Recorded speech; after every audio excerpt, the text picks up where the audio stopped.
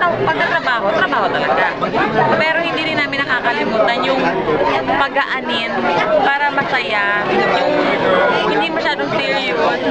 Tsaka yung ma-enjoy naman yung bawat moment ng taping day, hindi yung taping na naman, hindi ganon. Ito, nilulook forward mo na, yay, may taping tomorrow. So what's next after Ariana? Ano naman yung next project? Ngayon po meron akong ginagawang movie with Miss Ai. Abangan niyo po yan. Project naman po with the network. Nag-uusap na, may napag-uusapan na po, pero syempre ayoko po maunahan kasi makamamaya po. So, diba? Sasabihin ko naman po kung siguradong meron na. Pero saan ka mas comfortable? Sa drama or sa comedy? Siyempre, I'm sure comedy yan. Ay, nako, ano siya? Comedy drama. Nai-enjoy ko po yung nagpapatawa, nai-enjoy ko rin yung serious, at the same time yung umiiyak ka. Tsaka mas fun kasi yung comedy at the same time nakaka-touch ka ng puso, yung yung comedy may iyak, di ba? Usually naman Miss Ai ganun talaga eh, yung tuhog niya. So, nai-enjoy ko po talaga yung ganun. Okay, in a few weeks Valentine's na, meron ka na bang may laman na ba yung heart? Wala pa po. Wala. Choice to? Yes. Wala rin nagliligaw. Walang Naman. Wala. Talaga? Wala. Alam niyo naman po yan, di ba? Siguro tatingin ko po kung darating. Parang sa ngayon po siguro, gusto ni Lord na focus muna ako sa career. Kung may darating, why not? Sa ngayon po talaga wala. So wala kang non-showbiz boyfriend? Hindi ka rin ba eager na, to go out, meet somebody? Kasi medyo matagal-tagal na. I know.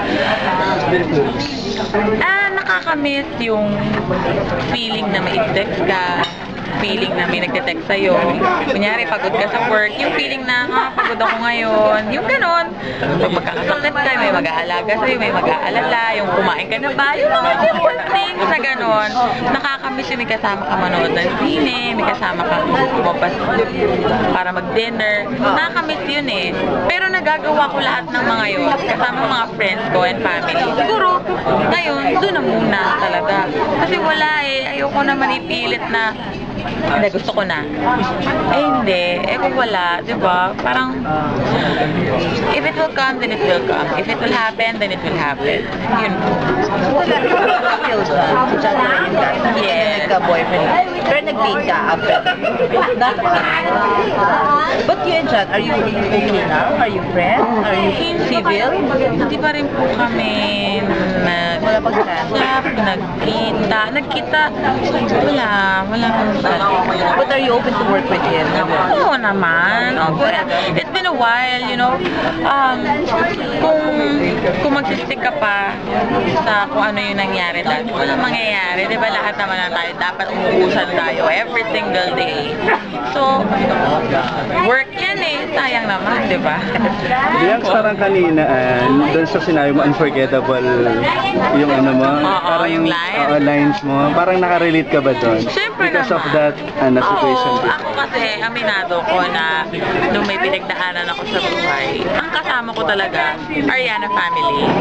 Kasi sila yung naka-witness na patawanin nyo. Yung mga gano'n na nakakatuwa na parang, ay, nakikita mo yung efforts from them na ina-uplift nila ako. Tsaka yung script, parang feeling ko naman bilang lahat naman ng tao kapag nagdadaanan ka sa buhay, nang nararamdaman mo naman yun na ngayon bagsak ka, pero darating ang panahon, babangon ka ulit. Ano ulit yung words na yan? Okay lang yan, Ariana. Alam ko mahina ka ngayon. Iyak mo lang. Umiyak ka nang umiyak. Hanggang sa matapos na ang lahat, kaya mo na magiging matapang ka ulit. Parang sinasabi mo sa sarili mo. Yeah. sinabi ko yun sa sarili ko, sinabi rin yun ng mga tao sa akin. So, totoo naman yun eh. Ma-apply naman siguro nung line na yun sa lahat ng tao may pinagdadaanan sa buhay. Nagkataon lang siguro na nung panahon na yun, ako yun. Mando doon sa sitwasyon. Hindi kaya sinadya yung pagkakataon, yung script na yun para sa... Ewan ko sa aming head writer na si Joel Mercado. Nung nakita ko nga si Joel talaga.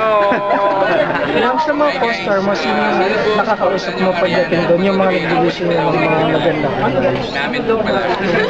Si Kuya Ton. Siya talaga. Si Kuya Tonton kasi yung nakita naming lahat kung paano niya mahalin si Ate Glidel. Na kahit busy siya sa work, binibigyan niya talaga ng time sa asawa niya, sa anak niya. So, feeling ko masyado na siyang maraming napagdaanan nung binata siya na siguro ngayon, sa edad mo to, ang sinasabi niya sa akin, you're still young, you have to enjoy, huwag ka masyadong, huwag kang magwalo, ganyan. Darating din ang tamang lalaki para sa'yo. Alam mo yung words na bilang sa isang kuya na maganda ng pamilya ngayon at marami na na-experience. Iba yung mararamdaman mo kapag nagbigay sila ng payo sa'yo.